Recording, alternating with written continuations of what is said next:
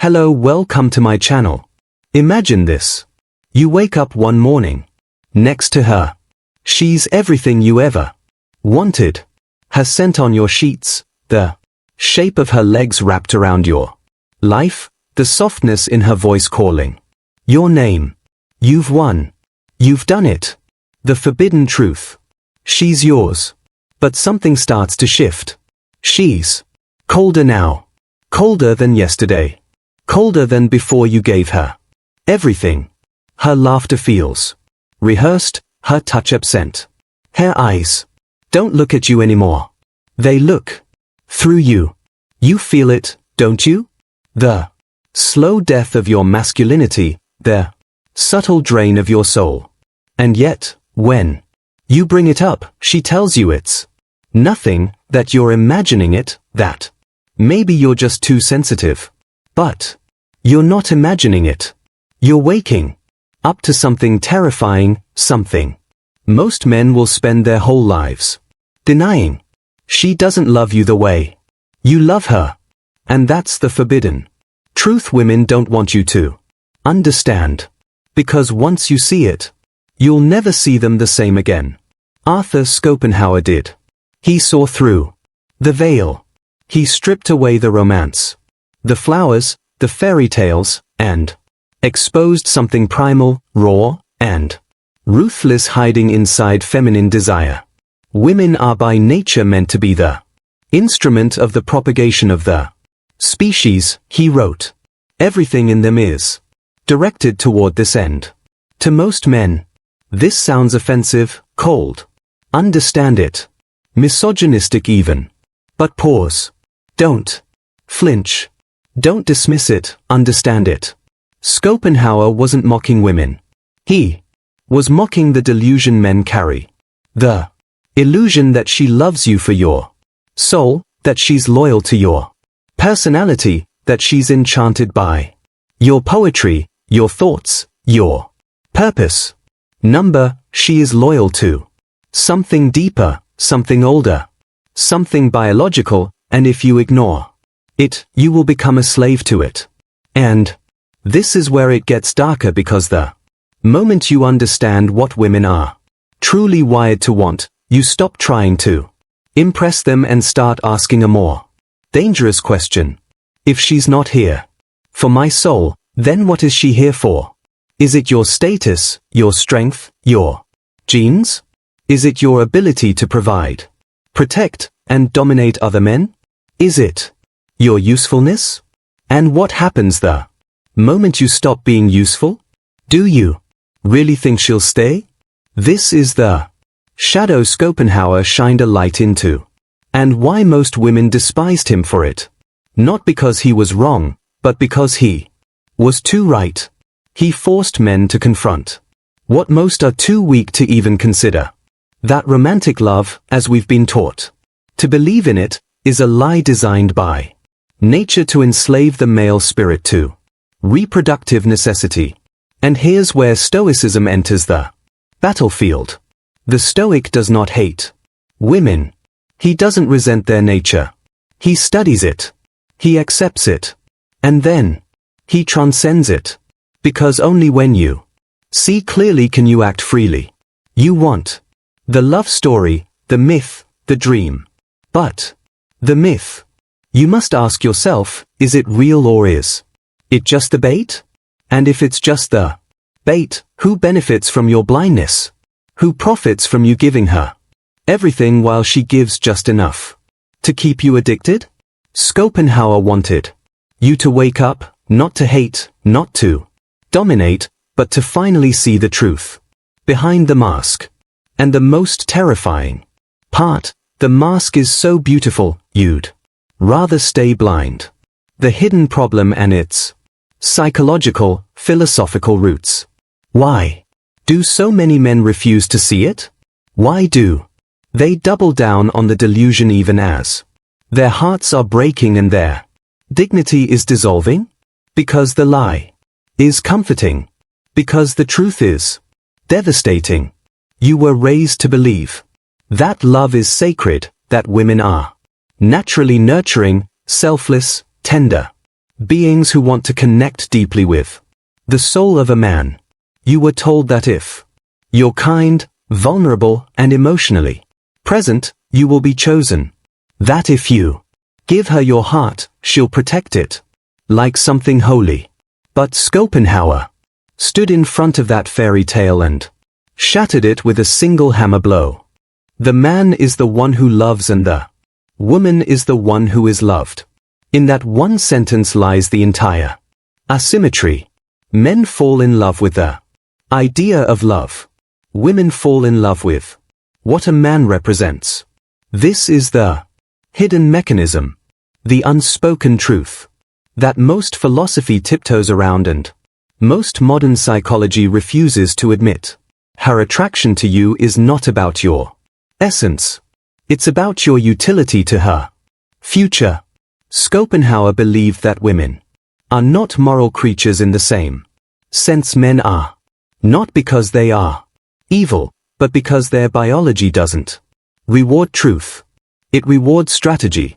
He called it nature's cunning, a built-in system that makes women act with short-term sweetness to achieve long-term survival.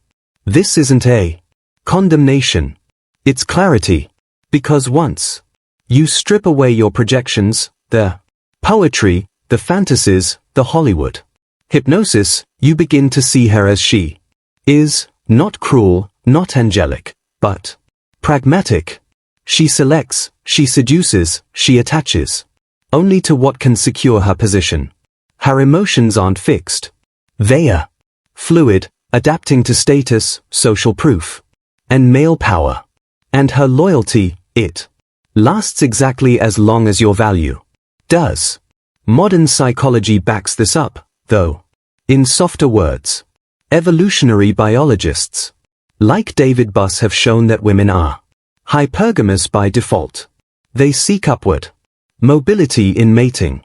They are biologically tuned to screen, filter, and test men for the best possible genetic and survival advantages. You've felt this in her flakiness, in her sudden coldness after you opened up, in the way she just wasn't feeling it anymore. The moment your ambition took a hit, you were told she'd stay for love. But she's wired to stay for security. Emotional, physical, social. And that's the hidden force, Mother Nature herself, using female biology as a vessel to carry out her brutal mission: propagation at all costs. So when you say she changed, when you say she used me, when you say I gave her everything and she just walked away, what you're really the shield saying is I mistook biology for destiny. Schopenhauer wasn't trying to turn you against women. He was trying to turn you away from illusion. He knew that once a man sees women clearly, not as goddesses, not as villains, but as biological agents of nature, he can finally escape the suffering that comes from misplaced expectation. This is where Stoicism gives you the shield. While the romantic man is destroyed by betrayal, the Stoic is fortified by realism. He doesn't demand loyalty from female nature. He demands loyalty from himself to truth, to purpose, to inner mastery. He understands what Epictetus taught. Don't hope that events will turn out the way you want. Welcome events in whatever way they happen. This is the path to peace. And so the Stoic man stops asking for her to love him in a way she cannot. He stops performing. He stops pleading. He stops building his identity around being chosen, and instead he begins to choose himself. Here's the paradox. The moment you release the desire to be loved by a woman for your true self, the moment you stop expecting her to understand your soul or carry your burden, is the moment you begin to stand like a man. Not bitter, not broken, but unshakable. Because now you no longer serve the myth. You see the mechanics, and in seeing them you are finally free. But this freedom isn't without cost. Because The moment you understand female nature, as Schopenhauer did, the moment you feel her smile and realize it is not always rooted in truth but often in necessity, you will begin to see the world itself differently. And that change, that unraveling of your illusions is just beginning. Now you know. And once you know, you can't go back. You can't unsee the masks. You can't unhear the lies you once whispered to yourself in the name of love. You can't forget the moments you begged to be seen by someone who was only ever looking for survival. It hurts. It should hurt. Because this isn't just about women. It's about waking up from the most seductive illusion nature ever crafted. That your value as a man lies in being chosen. But now you don't beg to be chosen. You, conclusion, don't live to be adored. You don't build your life around her approval. You become the kind of man who walks into a room and knows the game without needing to play it. You become the man who loves without becoming blind, who leads without needing applause, who suffers but does not collapse. This is where Stoicism and Schopenhauer collide into clarity. You can love women, you can sleep with women, you can even admire them, but you will never again be enslaved by the myth of romantic salvation. And that is the kind of freedom they don't want you to find. Because a man who no longer needs a woman's approval is a man the system can't manipulate. A man no woman can control. A man who lives by truth, not temptation. So here's your call to arms. Stop chasing her smile. Start mastering your mind. Let the pain you feel right now reforge you into something colder, cleaner, sharper.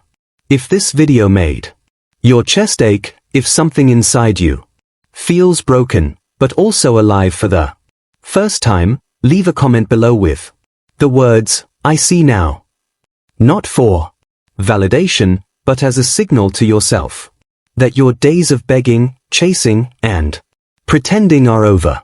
Subscribe to this channel if you're ready to strip away every illusion modern life sells you.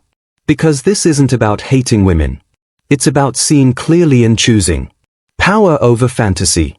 Women won't want you to find this truth, but once you do, they'll never forget.